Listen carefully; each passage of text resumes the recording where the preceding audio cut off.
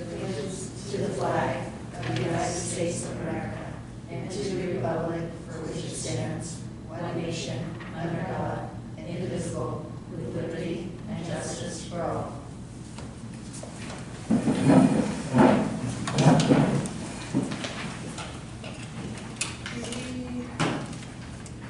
What is your preference on the consent agenda? Approval. Second? All in favor? The next select board meeting is Thursday, December 1st, and we'll be back at the town hall at 5:30. Any comments from the select board? I wanted to take note that the election here in West Bath was very well run, and we are grateful, all of us, to Carly for her excellent management of SAFE. It was really nicely done. Anything else? You've got a good crew. We have excellent volunteers here in West Bath. And a great leader. Thank you. Business items, select board, elect a chair. Nominate Kathy Lavalley. I'd like to be considered for it since I didn't have a chance to do it on my last term. And I think actually we should probably put something in place that we have the third year of your term be the chair, since it will provide everyone the opportunity to do so.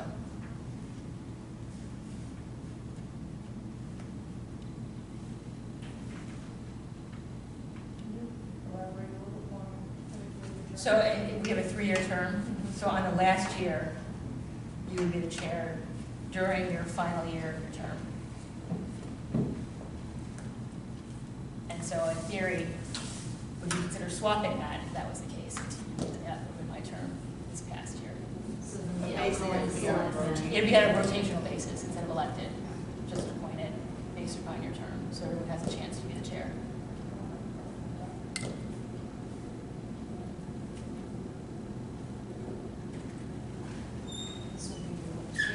I know, that's why it makes it complicated.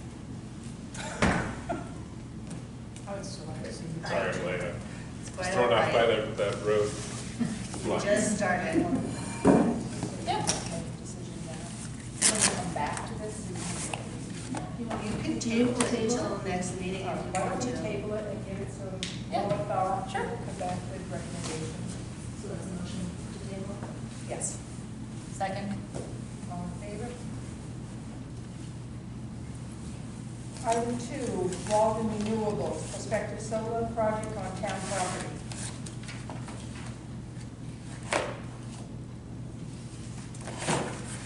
You want to bring that over to you? Let me just sort of recap where we are.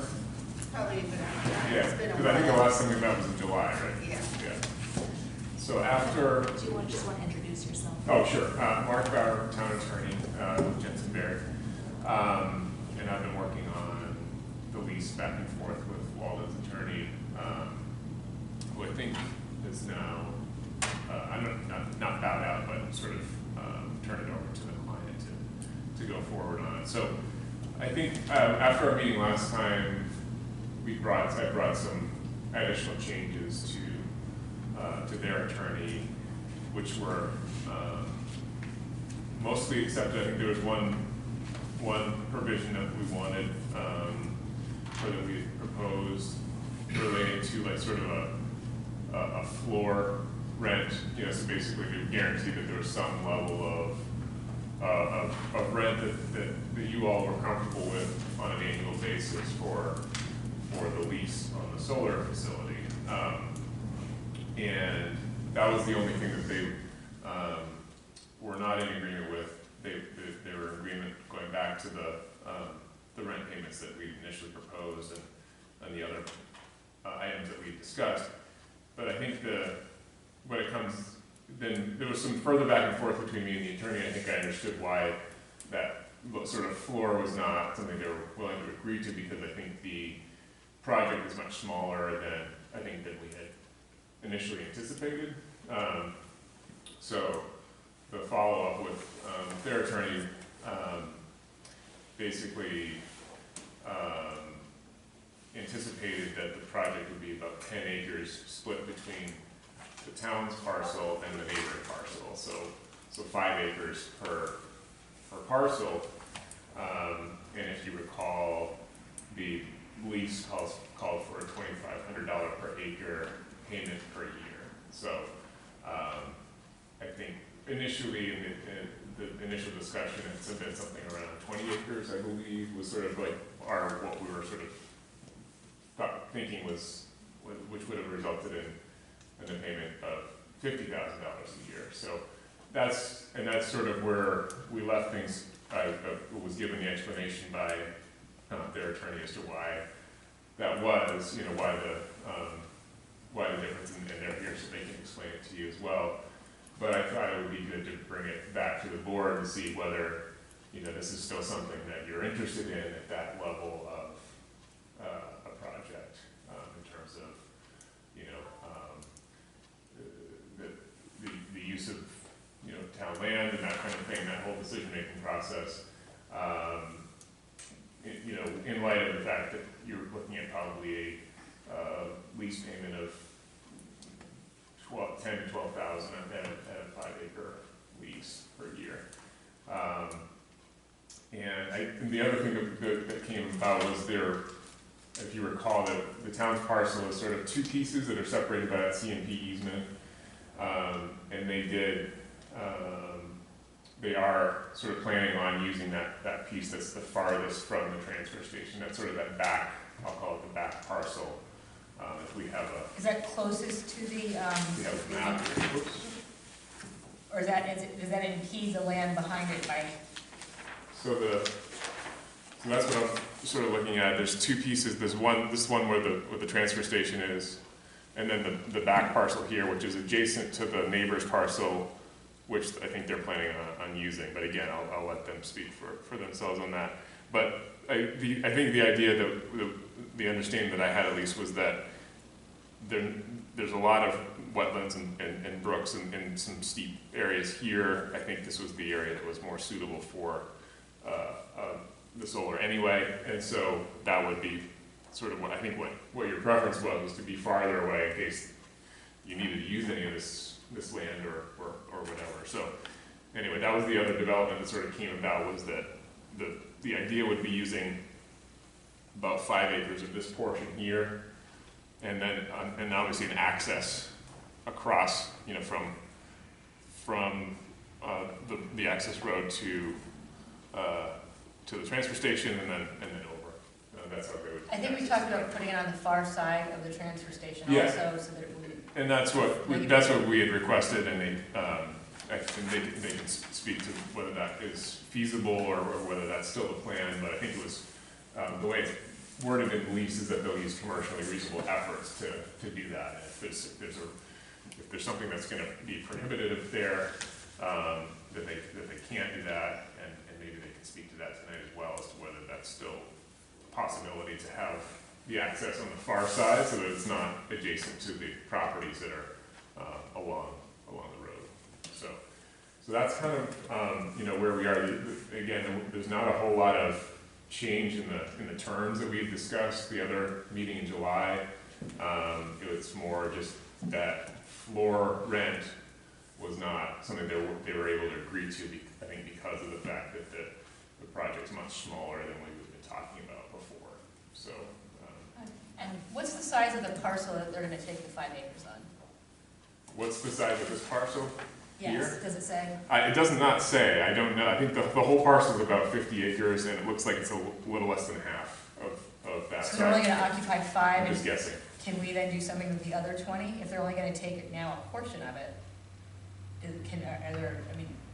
are we excluded from now putting something else on that other piece that they're not using? Well, I suppose it depends partly on how it's going to be configured. They'll be leasing just that 5 acres. I mean, that's what they'll have exclusive use of that 5 acres for the solar facility.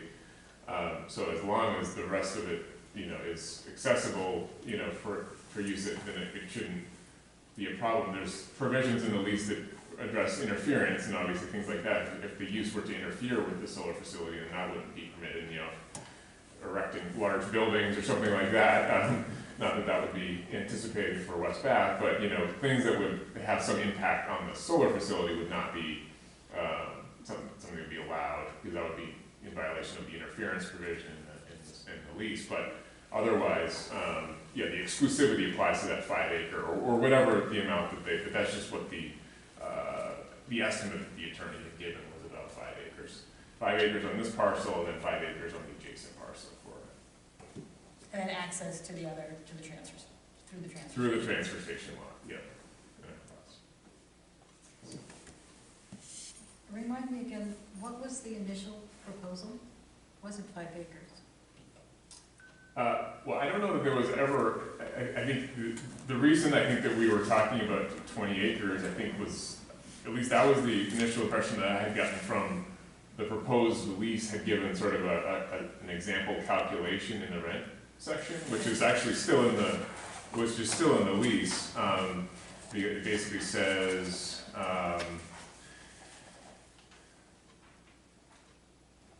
it says, for example, if the leased property contains 20 acres, and the commercial operation date is April 1st, then the annual operations period rent shall be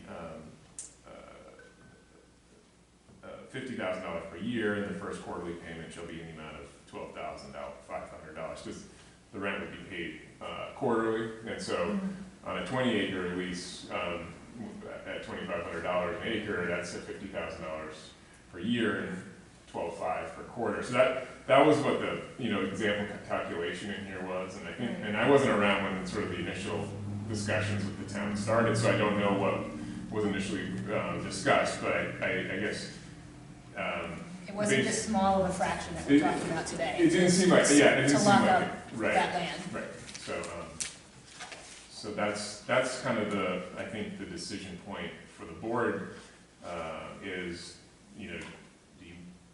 based on, given that sort of scope of project and the location of it, and you can get further clarity from Walden on what the actual plan is, but does the board still want to move forward with it, I think is the question here.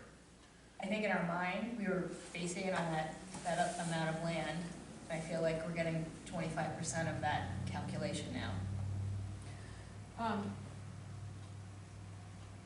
So I guess we should hear from them first on what their strategy is. Yeah, that makes sense. Well, and I also want to know what area you actually anticipate using, because there's been another proposal for the use of that hilltop, so. Yeah, I'm not sure we want to tie it up for a fractional. I would not. So, sure, let's hear from you guys. Excellent, yeah. So my name is Matt Kennedy. I'm a developer with Walden Renewables. This is head of New England Development for Walden, Dale Knapp, and both of us have joined Walden earlier this year, so nice to meet you all and be in front of you to talk through this project and this proposed lease. I think, since we've last, Walden's been in front of you guys, there's been a lot of changes that have happened in Maine's solar program. The original net energy billing program, which is what this would fall under, as a distributed generation project, has changed. So originally, those projects were capped to a 5 megawatt size AC, which is, if you do the math, about 1 megawatt AC per 5 acres, you get 20 to 25 acres. We're now, the legislature has changed that, so we're in technically the NEB, or Net Energy Billing 2.0 program now. The 1.0 program ended the December 2021. If you had to have all your permits and everything in order before then, so we're past that now. So we're in 2.0, and they've actually reduced the cap to 2 megawatts AC. And so that's the reason why you're seeing this reduction in size of this project. It's simply a change in law for the state. That's the restriction ultimately. But meanwhile, we've been, acting in good faith to move this project forward. We've been in communications with Central Maine Power, and in July we signed an interconnection agreement with them so that we are, signed on to deliver this power onto the grid, and we've agreed to that in writing. We've gotten out there and done some surveys. I have a couple of maps that I can pass out to you all if you'd like to look at them. I think he also has, yeah, sure.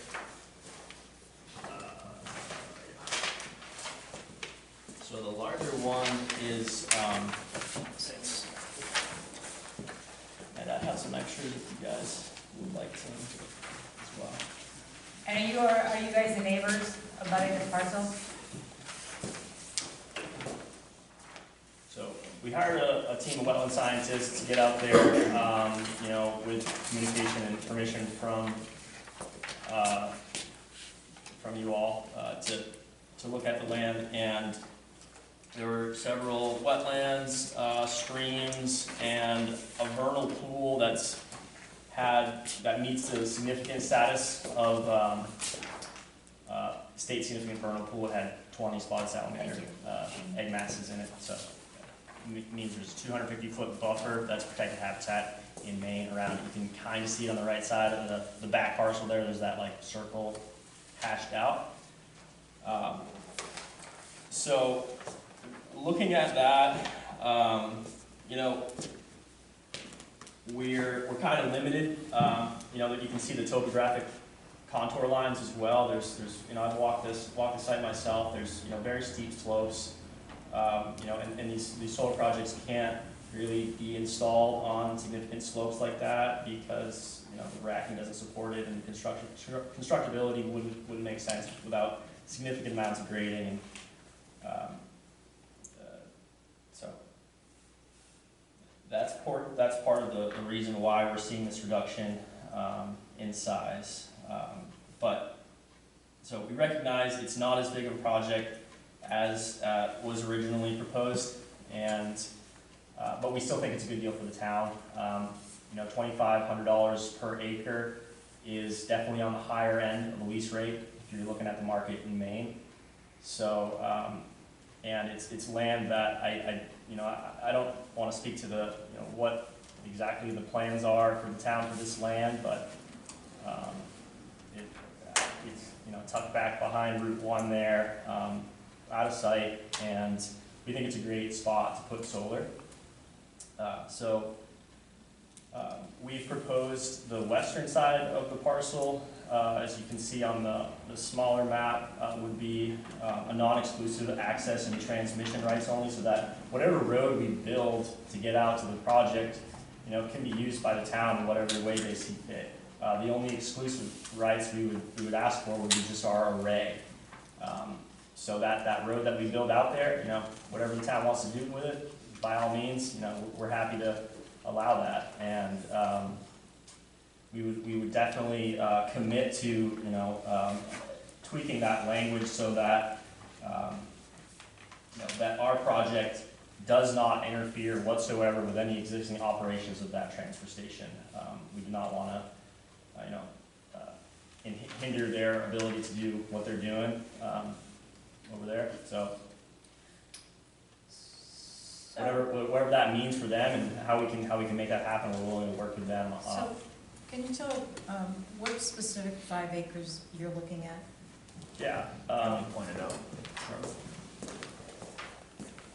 So, Might be easier on the. Go ahead. slide in here for all of you.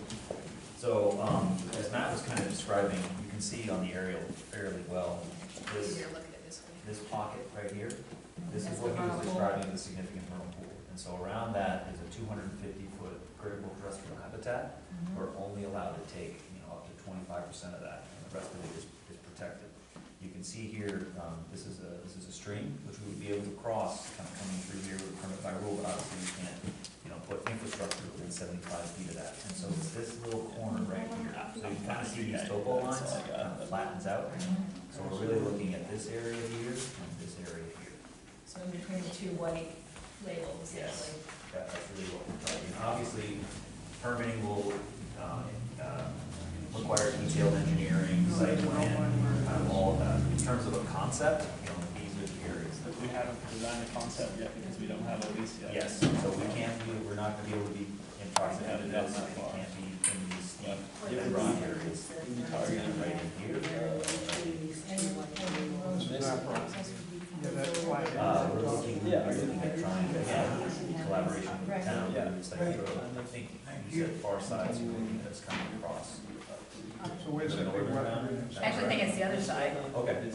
So- Was it not the other side of the map? I thought it was too. Yeah, it's here. Protected. So, because there's houses here, so we don't want to disturb the neighbors that abut that. Yeah. So I mean, under the We 55 can cite it. acres, probably 20 acres. It would be both, permitting challenges.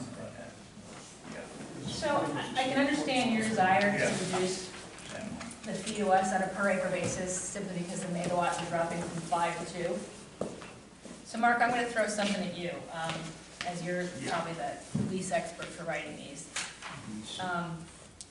The state's made a change on what their capacity levels are. Should the state change that to 4 megawatts from 2, so now they can produce more and make more, is there a clause in that we would then get a higher rate? Because we're basing the reduction in fee that the state's reduced capacity. If the state releases that burden and allows them to go back up to 4 or 5, we'd like to, because we're taking it on the chin first, we'd like upside on the backside on that. Does that seem reasonable? Well, I mean, I think that the way that the lease is currently worded, it's whatever amount that they lease from the town is subject to that $2,500 per year. So if in the future they bump it up to 4 megawatts and they decide to install more capacity, then certainly the town would, it would still be, it's not, what the lease does not specify what amount they can or can't lease from you. No, it's, From they came, they're in theory proposing a reduction in fee to us on a per acre rate. Well, no, Or adopting, rate. they're adopting the per acre rate that you'd requested at $2,500 an acre. It's just that because of the change in law, they can't build a larger than 2 megawatt and still get net energy billing, which is what they have been proposing to do all along. Initially, and I understand that did change, it was a change in law. If you want to keep net energy billing, you have to do it within the confines of what the state says. If the state changes that law in the future and allows for more capacity to be installed, and they do take advantage of that more capacity, then you would stand to get more revenue from the lease payment. If say they bump it up to 4 megawatts and they double the amount of acreage, and that land still works for expanded capacity, and say they double what they are leasing from the town from 5 to 10 acres, then you would get 25,000 instead of 12 or whatever. So based upon the 5 acres that you're utilizing from the town in that parcel, what percentage of that land is going to be occupied in the initial build? All of it. You're going to occupy essentially 100% of that parcel that you're. Yeah, so we're gonna build out the maximum we are allowed by law, and that's 2 megawatts. So it's probably 10 or 12 acres. Obviously, the footprint of the road would be included in that, Exactly, the and the footprint. transmission line as well. So you're probably looking at more than 5 acres on town land. We won't know until we sort of hammer out the details, but it's definitely not gonna be 20. Yep. Because we just can't, by law, build a larger project. And I will add, if the state does change the law, say that they bump it up to 5 megawatts again, we would have to redo our interconnection agreement with Central Maine Power and go through that whole process again, which could be complicated. So we signed the interconnection agreement with CMP, we still have to undergo a cluster study process, which has been really backed up and bogged down by all these DG projects that have been, proposed in Maine. So we're looking at understanding our cluster study results not until 2024, but right now we're comfortable with our interconnection agreement with Central Maine Power. But I will add that we're being studied at 2 megawatts right now, so we'd have to be restudied. I'm not sure if the project's already built. The incentive isn't really there to rebuild it out. And based on what we've heard from the Governor's Energy Office, the Public Utilities Commission, as well as the legislature, we don't anticipate that type of a change. No. But, if there in the future, again, for some reason, would a change down the road would occur, we'd have to come back to you anyway. Because what we would do here is, the lease payment would be based on what we build in the near term, and a change in the future, we're gonna have to come back to you again anyway. so it's hard to predict 10 years down the line. Yeah, it would have to, so, I mean, the lease would have to be amended because the lease is gonna show the leased area, so it would need to be amended, and the lease allows for an amendment. But I think to answer your question, Susanna, I don't think that a provision could be put in there that would obligate them to build out. I mean, because like they said, it may be impossible to based on CMP. CMP has allowed them to interconnect based on a 2 megawatt project. They may not have the capacity to do a 4 megawatt project or a 5, whatever it is, in the future. So I think, we can certainly leave the door open for an amendment in the future, to allow for more acreage to be leased from the town, but, the town would not be obligated to do that other than what's proposed in the lease as it exists now. So if something else came along for that other area, you could use that. You're not bound to Walden to reserve any areas that are not under this current lease, I guess is the idea, so. So I guess there's some people from the community here. We'd love to hear what your thoughts are as well. I have a couple questions. So if you're leasing a 5-acre spot and you plan on filling the whole 5 acres, and you say you have restrictions on what can be put around it to apparently shade it, I would say, does that mean you're gonna cut trees around that perimeter so that you can get the angle of the sun on the full 5 acres? And is that gonna be land that you're not paying a lease on?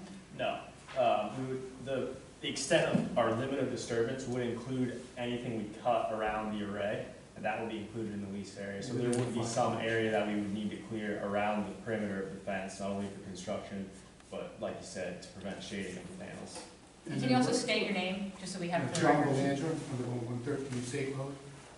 So then what type of buffer is required between your array on town property and another array on other property that might be somewhere in the vicinity?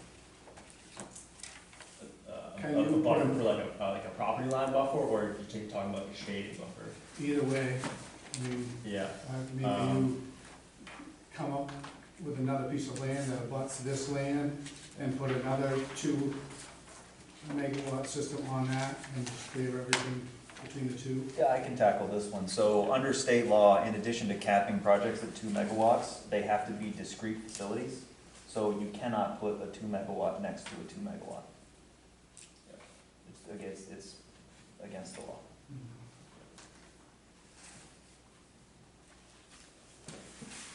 Bob Bresnahan, a butler. So the road that you people have to construct to get to it can be used for other purposes, as you stated, right? Now, do you people, you build these units, and then do you keep them or sell them on? Like a bank sells mortgages, kinda? The project itself. Right. I mean, it's depends, very much so on the engineering and how it all plays out. But Walden has historically, and some other situations, sold projects, so I won't be denying that. And it's very common in the solar industry, as I'm sure you're aware, for projects to get to a specific point and be sold.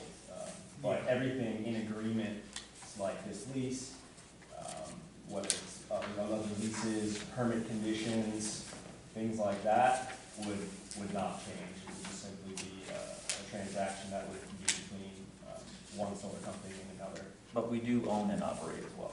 So we have a 5 megawatt DG facility in Wells off Littlefield Road that we built ourselves, and we still own and operate today.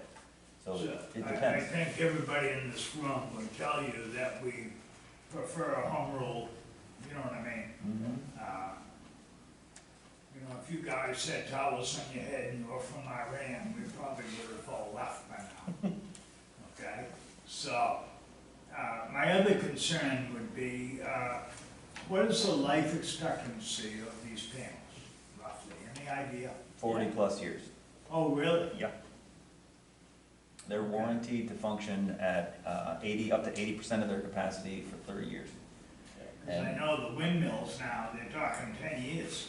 Yeah, the solar technology doesn't have a tremendous amount of moving parts, Right. So you just sort of set it and forget it. It's a very efficient technology that's really reliable. It's one of the reasons why the power that we can produce, especially at a grid scale, typically is cheaper than wind for these large arrays. Yeah, 'cause I would hate to think that a company could operate that, and then as its efficiency declined, they could just not renew their lease, walk away, and the town's stuck with 500 panels.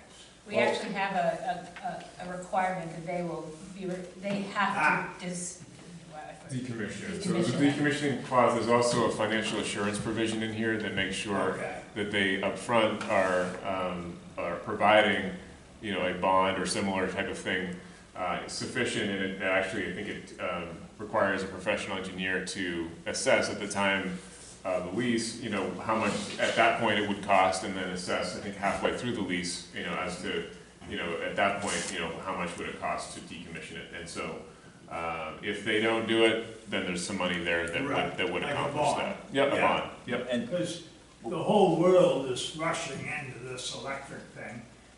Right now, nobody knows where we're gonna get rid of all the batteries out of electric cars, And there's a lot of electric cars in the road, so we just wanna insulate ourselves against this kind of an issue, I would think.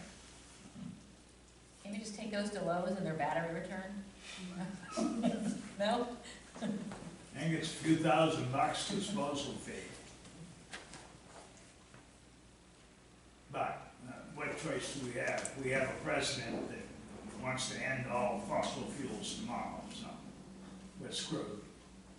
Another question, as you build a road, are you gonna build a three-phase power line voltage system into the facility that can be tapped off from other renters by the town? Or are they gonna have to pay a portion of that you've paid, similar to any residential project where CMP goes in and puts in $20,000 worth of equipment, and I'm at the end of the road using that equipment, and then somebody wants to come halfway up the road and use that power supply, does that new renter have to assume half of the cost that you paid? If you're dealing with CMP, I would say definitely that's their rules. yes, so the utility infrastructure along the road until the point of interconnection with central main power would be project-owned utility. And so to tap into CMP's system, you would have to tap into CMP-owned equipment, and that still remains along the road that goes into the transfer station. Yeah, Arthur J. Reno Road is So CMP not an owned. extension. That's not three-phase either. I don't believe the Gen E that we would run from our project to the point of interconnection is not three-phase. Correct. So you wouldn't be able to tap it. To your facility wouldn't be three-phase. Correct. That's where it's gonna connect to the power along State Road off at the Reno Road. The point of interconnection is along Arthur Reno Road. There's three-phase power that runs up that road to the transfer station. I think it's about halfway up. That's what, okay. So no change in project infrastructure from this point along State Road or anywhere else. Sorry. Any new renters on the road wouldn't be able to come off of the system that goes by the land that they want to lease from the town, through the land that they want to lease from the town. They'd have to either come strike a deal with you to lease your power line or run a new line altogether. I'm not sure I understand the question. So you're asking about the specific line that runs from our array to the point of interconnection. If someone wanted to tap onto that line, I don't think that'd be even feasible from an engineering perspective. Right? Do I have that right now? You do. So we have to run it to a series of GOAB switches and interconnection equipment that is utility owned. And so we're essentially feeding power that's stepped up onto three-phase. We can't bring power onto our project equipment to deliver it to an off-take that's along that line. So it's kind of a single-purpose line until we interconnect the CMP's system. And then their system is something that they manage.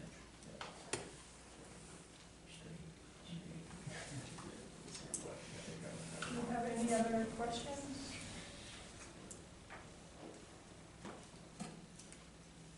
We've dealt with Kelly Dean, still with you people? Or- She's not, no. Kelly moved on. So are you the contact? Yep. Do you have a business? I do.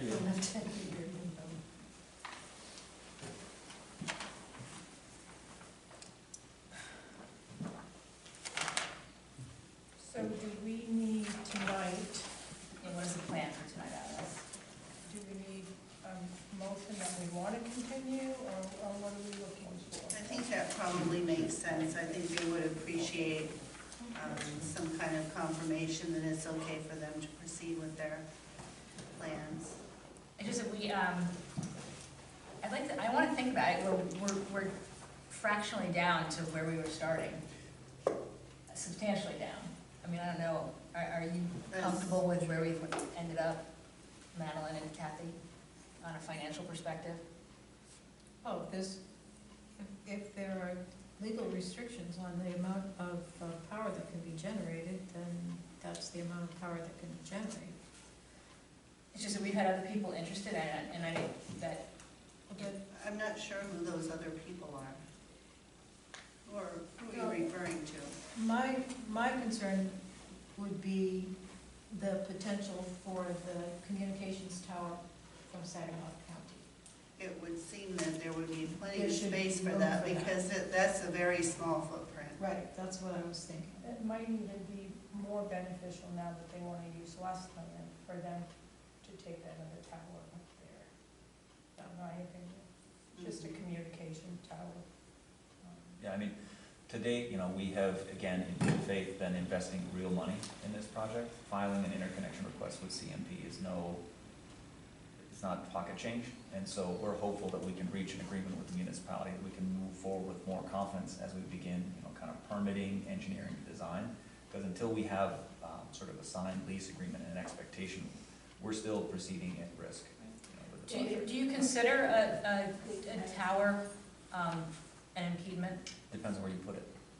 So if you're putting it, you know, immediately adjacent to the facility where it's shading it, that certainly could interfere with project operation. But if you've got 50 acres out there, I'm pretty sure you can place it in a location where it would not, you know, create a problem. And if for whatever reason, having an access road that we pay for and construct to give access to that tower makes it easier or more appealing for you to land another tenant, we're happy to help you with that. How long is the proposed road that you're gonna build? We haven't engineered it, but it would extend all the way from Arthur J. Reno out to that eastern side. I'd say that's a good 1,500 feet at least. So that would be a benefit to the town, as you said, either for the county's tower Right. or for anybody else who wanna put something up there, the road's there. So that's certainly a benefit to the town. Sure. And I know it didn't necessarily come up, but I think we've agreed also to a minimum floor for sort of a tax payment as well. Oh, yeah, I forgot to mention that. That definitely sort of kind of tries to buoy back up what we initially expected to build and what you initially expected to receive for What payments. is that for? Yeah, so that was the other thing that we had discussed last time, I forgot, and they were good with that. It was, in the section 6A of the lease, it was that they sort of, because we had recognized the fact that there's some tax exemption that the state provides, and so to counteract that with the idea was that sort of notwithstanding anything else, during the term of the lease, if the taxes due to the town are less than 3,500 per megawatt AC of installed solar capacity, then the tenant would pay the town the difference between the amount of the tenant taxes then due and $3,500 per megawatt AC of installed. So if they're talking about doing a 2 megawatt, then that's $7,000. So if they were completely exempt from any taxes at all, then that would be, you know, the difference between, you sort of, it's a math equation, that 3,500 times the number of megawatts, you know, sort of minus what their tax payments are. And does that go for just our parcel or for the? Well, at least entire- for your parcel, yeah, so I guess that's a good point. But I think But you can't tax them you Well, I know. don't know, well, it depends, is the tax done on a property? No, it's per, Piece, our or is it- perspective was per megawatt, so if it's a 2 megawatt project, we're paying the city $3,500 per megawatt per year. Okay. Broadly for the project, Okay, so I- 7, no matter where we put the So megawatt. does the abutting land get the same benefit? You get the benefit, Well, On the you're abutting- they're paying the town sort of in lieu of taxes. right? So, yeah, and that's the way that the lease is worded, I apologize for, I misspoke before. You take the number of megawatts of installed capacity, which, let's say for argument's sake, it's 2. You multiply that by 3,500, which is, and then it's adjusted for, I think annually by, 2% or something. And that's the sort of the payment in lieu of taxes in. So that's the property, so that's where I was going, so it doesn't, Essentially the property it has tax. nothing to do with what's built on the other parcel, that's a separate, we're getting paid on the entire project, Whatever on the megawatts versus- is installed. That's what I was trying to figure out, Yeah. You got so, it, okay. Yep. David, did you have a question? That was my question. It was answered. And of course, if something changes at the state level in law, we're not exempt, the assessor, somehow it ends up we owe more, we pay more. Yeah. Yeah, it's like I said, it's Moving sort of a target. math equation. You do the amount of taxes that are due. If it's 0, then you just note that that's the factor. If it's something else, then you put that in for the factor, so. Do we have any more comments from I got a quick others? question. If they build a road in there, they're probably to plow that in the winter and keep an access open to it? Or? Yeah. It depends. I think some of that's gonna involve interaction during site plan review with sort of the public safety. So fire and rescue is probably gonna have to come on that. So in some instances we do, in some instances we don't, depending on the length of the road and the expectations of the community that's hosting our facility. So it's definitely a possibility. Yeah, it's important to keep in mind that this will go, to the planning board for a review and so forth. And so a lot of those things will come up in that review process. But built into the contract, like we said, is that decommissioning regardless of what, so that's sort of, built in here. I don't know offhand if the town has any ordinance provisions, relating to that. I do know that the state has a decommissioning requirement, but I'm not sure that it applies for, projects under a certain size. So I'm not sure whether the state's decommissioning requirement would apply to this project or not, but It would. It would, yeah. it would, okay. It's So, anything over occupying more than 3 acres. more than 3 acres, okay. So you have sort of double, and then in the way that the contract is worded, that if they provide a financial assurance to the state, that can count towards their one for the town, as long as the town is a beneficiary of that financial assurance as well. So like if it's a bond, the town would be listed as. We're the ones having to decommission it, so.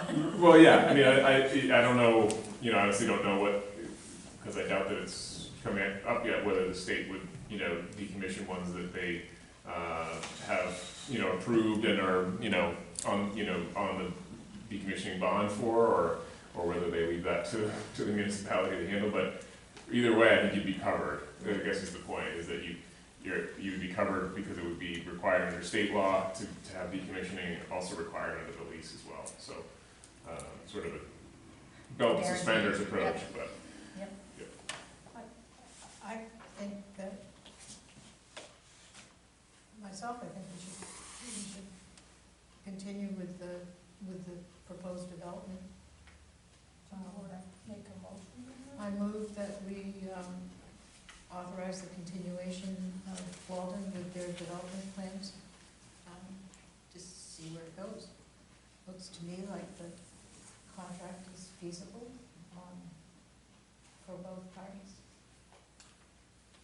Do you want to have a motion to approve the agreement sort of as has been presented to this point? I mean, the only real change between the last time that you've seen it and now is that $30,000 net floor sort of that we talked about. But based on the size of the project, that's not feasible. I think nothing else has changed unless I'm missing something since then. So I think perhaps the motion may be just to authorize the execution of it. What he said. And then I can get a cleaned up copy for you to maybe sign at your next meeting or something like that, if that works. I do want to make sure, there were a couple of things mentioned tonight, I just want to make sure that they're covered in that, so. I think that the non-exclusive language, we need to add that in. So Yeah. I think there's some minor tweaks based on the discussions we've had. It sounds like you're kind of on board, so we want to make sure that that's incorporated correctly into the lease. And then, we're hopeful that if you are able to execute it, we're ready to move forward quickly. So do And you? get you paid for the lease. Do you survey the land once it's done on where you're gonna place all the equipment? Absolutely. And the reason why I'm asking that, we are looking at is, at donating the county solar, communication tower. Yep. So that's not a revenue base, but it's a benefit to Sure. the county. If you could estimate, if we told you the height of the tower, where would that impediment line be Yes. for us, so that we're not then trying to figure out that you're comfortable with that placement, so that we can move forward without consequence Sure. in that strategy? Yeah, we could give you sort of as opposed to kind of giving you a tower location, we could give you kind of An arc on where you, on our yep, project. that you can't, Yeah. Just based sort of upon optimal. shading and whatever, and you Yep. know how that goes, but I'd rather you tell us than we figure out that we didn't do it in the right spot. The people who are doing the proposal, working out the details for the county would also, of course, be in touch with you Sure. if this was a contract that was. I would be happy to connect you with Saginaw County Communications so that you can have all of that information going in, Sure. Excellent. so that you don't have to duplicate anything. Yeah, well, if you're gonna go out and survey it, I'd rather Yes. do it all at one time, Yeah. Sure. and say, here's where this would work. Sure, and as soon as we execute the lease, monies will start flowing to the town, and we'll be doing, obviously, we've done a lot of survey work out there, but we have a lot more to do, including, permitting, getting the interconnection moving ahead. So, once we get across this threshold, we're really keen to move the project forward as quickly as we can. So what you really need from us is yes. Yes. Assuming that all those things. Yeah, I think the only things that I really heard tonight that would be a slight tweak is making sure that the exclusivity is limited to the I don't know what to call it, Yeah, solar panel area, and not the roadway there. Even though the roadway area will be part of the leased area and will be part of the acreage that the town is getting that per acre payment on. So there's that, and then I think the only other thing I heard was that the disturbed area, all the disturbed area will be included within the leased area. I want to make sure that that's captured in there, that there will be no disturbance of, and it may already be in here, I just off the top of my head. There will be no disturbance outside of the leased area, I guess, is to answer the question of whether there's gonna be trees cut down or vegetation removed outside of that leased area. I think the answer was no. They're leasing the area that they need to both install and disturb. altogether. And then I guess maybe add in that they will provide an acceptable placement, so that if it creates an issue down the road, it's not from our placement. They gave us the place to put it, so from the tower, What the does that mean? communication tower. To place the tower. you So, mean, but or- they're gonna, on their survey, they're gonna say, because we're talking about giving land to Saginaw County to put a Right. communication, and they said it can't impede the solar array from a shading or anything, so they're gonna tell us where we can put that. Okay. I Well, want, I think the lease does have, language on, like, insulation and making sure that there's adequate, that there's no interference with the solar, the ability for, I guess I would be a little bit hesitant to put anything in the lease that relates to something that's not necessarily going to happen. It sounds like it will happen, but I guess, There are two other places under consideration, so this is not anything that's guaranteed. I think, I just want them to be the one to accept it. Should we go down that road, No. if we place a tower, I want them to not be. No, it won't be on their leased land, and I'm sure the county is not going to shade something, because that would be a big mess legally. well, you mean the town has to approve the location of the tower. Right. Right, so. This isn't and- the final. And No, the but I town, wanna be the one to place it, I the want town them will to tell be us. Well, placing there's it. gonna be some coordination. and the between town will be the county placing it and Walden in anyway. any location that will impact, Right. or its obligations under this lease, because you have, now you have contractual obligations not to place anything that would interfere with that. So I think you're covered under that. I do think, maybe we can put some language in it that the tenant and landlord will cooperate to determine, proper location of any future improvements or something like that. Would that be agreeable, you think? Yeah. Like something like that? So that they've committed to whatever goes in, it's not gonna impede. I think that language is in the lease already. Yeah. If you look for it, and I think you're protected there. It essentially outlines sort of, working together, the landowner, sort of good faith in terms of addressing issues outside of the footprint of the land that we ultimately control under our lease. Okay. So I'll double check that to make sure that that's in there as well, but yeah. So Madam, you want to make another motion? Well, I mean, the other option is I can just clean up the You want to lease. clean it up first? And then you can vote on it as already cleaned up, like, next meeting or something. I move we ask Mark to finish negotiations, to clean up the language as discussed this evening, and that, in the meantime, Walden should feel free to start exploring their next steps. I second that motion. All in favor? And I can get that done, pretty quick. Your next meeting's probably not next week, right? It's December 1st, I December think. 1st, okay. Yeah, and we can be back for that meeting if it's helpful for us to be here to kind of walk through it and hopefully wrap this phase of many phases up. It's always better for people to be here if there are questions. Yes. Yeah, absolutely. Thank you for coming.